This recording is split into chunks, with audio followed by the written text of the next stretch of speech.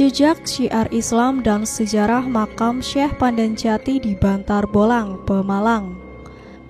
Makam Syekh Pandanjati di Bantar Bolang adalah salah satu makam kuno yang dianggap sakral oleh masyarakat setempat, juga para peziarah yang datang dari berbagai daerah, khususnya di Pulau Jawa. Selain sebagai seorang tokoh linguih, Syekh Pandanjati juga diyakini sebagai seorang penyebar Islam di kawasan Pemalang bagian selatan itu. Bantar Bolang adalah sebuah daerah perbukitan yang lokasinya berada di sebelah selatan kota Pemalang. Bantar Bolang cukup populer karena selain keberadaan hutan jati di daerah ini juga terdapat beberapa makam keramat yang cukup dikenal masyarakat, khususnya di seputaran Jawa Tengah, Jawa Barat, dan Jawa Timur. Cuaca Bantar Bolang yang terbilang sejuk dan asri pun sangat ideal bagi mereka yang ingin membuang kepenatan dan untuk sementara waktu ingin menjauhi hiruk-pikuk juga kebisingan. Bagi sebagian orang, Bantar Bolang adalah salah satu pilihan utama bagi mereka yang ingin berwisata religi dan mendambakan ketenangan hati. Bagi sebagian masyarakat khususnya di Pulau Jawa yang sering melakukan perjalanan ziarah, tentunya sudah sangat familiar dengan keberadaan makam keramat yang salah satunya adalah makam Syekh Pandanjati. Selain itu ada pula makam Mbah Bantar Bolang dan muridnya, yaitu Ki Palintaran. Mbah Bantar Bolang sendiri diyakini sebagai leluhur masyarakat di daerah tersebut. Selain makam Mbah Bantar Bolang, makam Syekh Pandanjati sendiri menjadi yang paling ramai disiarahi karena keyakinan masyarakat bahwa selain sakti, Ki Pandanjati juga merupakan salah satu penyebar Islam di daerah tersebut. Syekh Pandanjati diyakini sebagai salah satu waliullah yang pernah menjalankan syiar Islam semasa hidupnya. Dalam sejarahnya, Ki Pandanjati sendiri adalah seorang tokoh atau pembesar kerajaan Mataram yang mengasingkan diri ke daerah barat, tepatnya di kawasan hutan Bantar Bolang. Ki Pandanjati mengasingkan diri karena ia dituduh melakukan korupsi dan dihukum seumur hidup. Saat berada di tengah hutan itulah Ki Pandanjati lantas bertemu dengan Mbah Bantar Bolang, seorang petapa sakti nan mumpuni.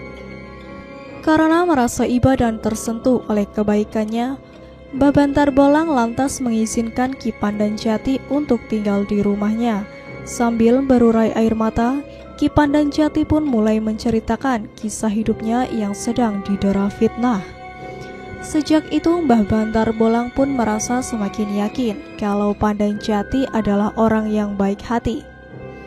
Ki Pandanjati kemudian diangkat menjadi murid dan digembleng dengan bermacam ilmu kanuragan dan juga budi pekerti. Bersama murid Mbah Bantar Bolang yang lain yaitu Ki Palintaran, Ki Pandanjati lantas menjelma menjadi pribadi yang sangat tangguh secara lahir dan batin.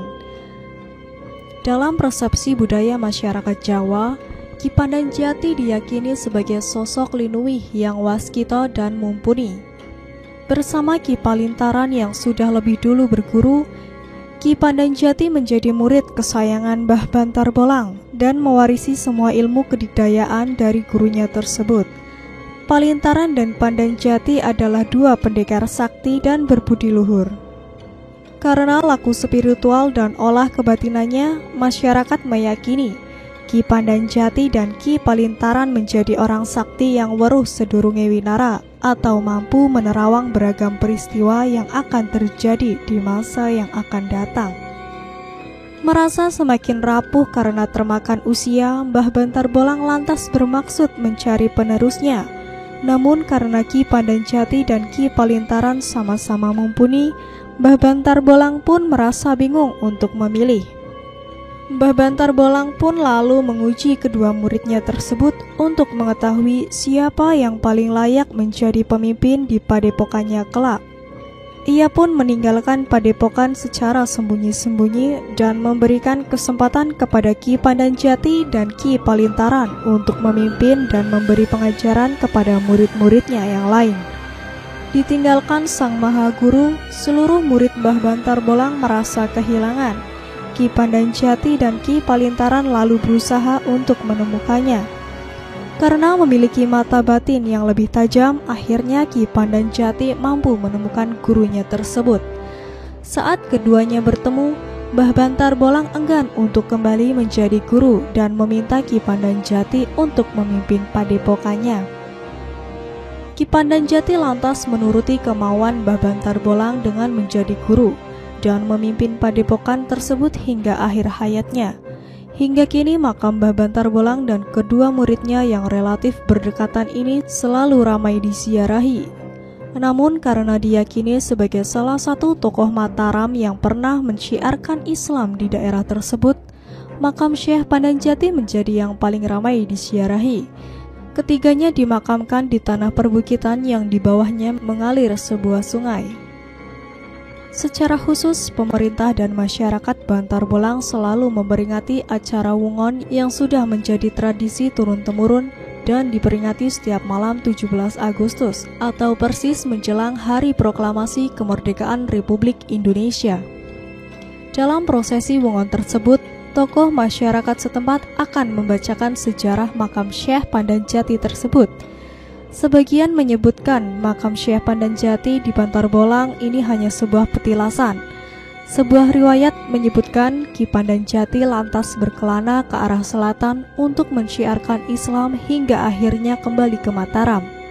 Ki Pandanjati kembali dan diterima di Mataram setelah tuduhan yang dialamatkan kepada dirinya tidak terbukti. Terlepas dari itu, makam Syekh Pandanjati merupakan sebuah situs budaya religius yang memiliki nilai-nilai luhur dan patut diteladani. Terlepas dari apapun niat hati para peziarah, makam Syekh Pandanjati tetap menjadi legenda dan kearifan lokal bagi masyarakat Bantar Bolang.